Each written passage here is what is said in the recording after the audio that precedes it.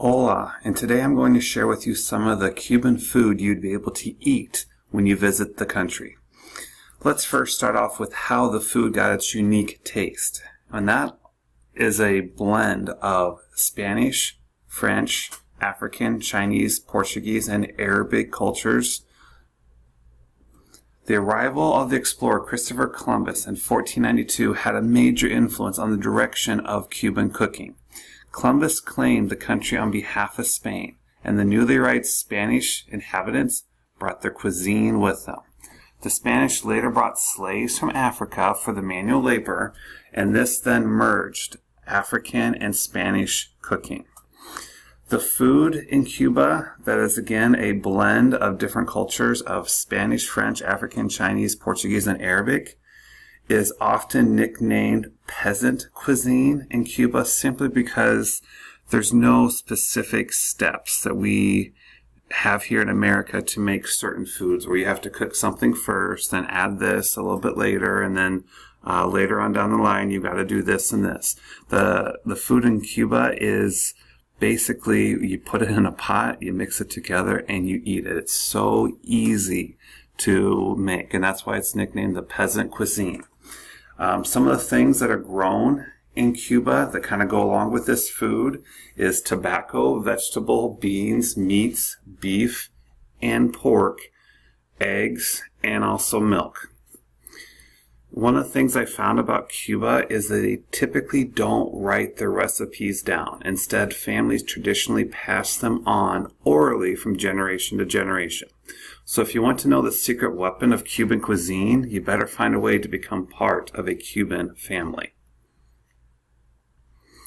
Something else I learned in Cuba that I want to share with you guys is in Cuba it's illegal to sell beef and lobsters. Again, Cuba is a communist country, and these items are strictly controlled and rationed by the government and not an everyday meal that's put on the family table.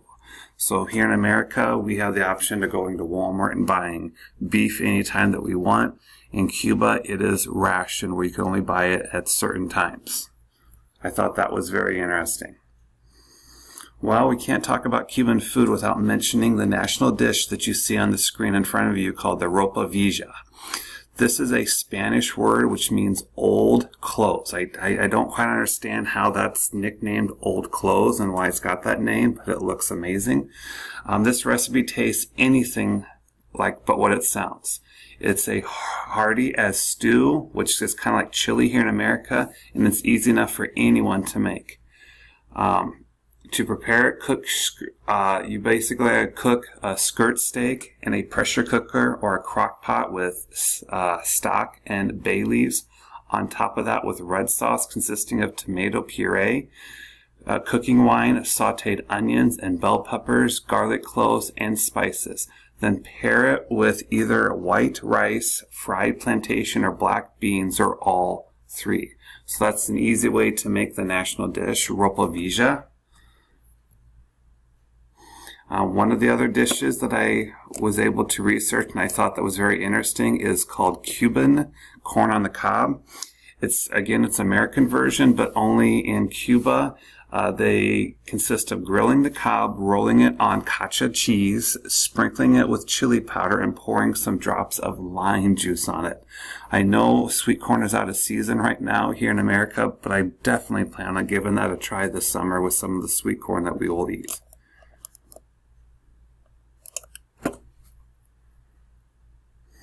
There are some other dishes in Cuba that I found interesting. This one is called pan con biscuit, where instead of eating steak on a plate, they put it on a sandwich. I kind of thought that was neat. For those of you that love dessert and trying it as much as I do, this is called delich, which is pretty much caramel on the middle of like cinnamon buns. I thought that was a neat style for trying a dessert. And also for those of you breakfast fans, you can try the Joveras Habaneros, and I'm sorry for pronouncing that name wrong, but it is basically eggs in a bowl. I kind of thought that was a neat thing here, so I wanted to share a picture of that as well with you. Well, I kind of hope you have a hearty appetite here in Cuba and you want to try some of these dishes. There are many, many more dishes that you can try.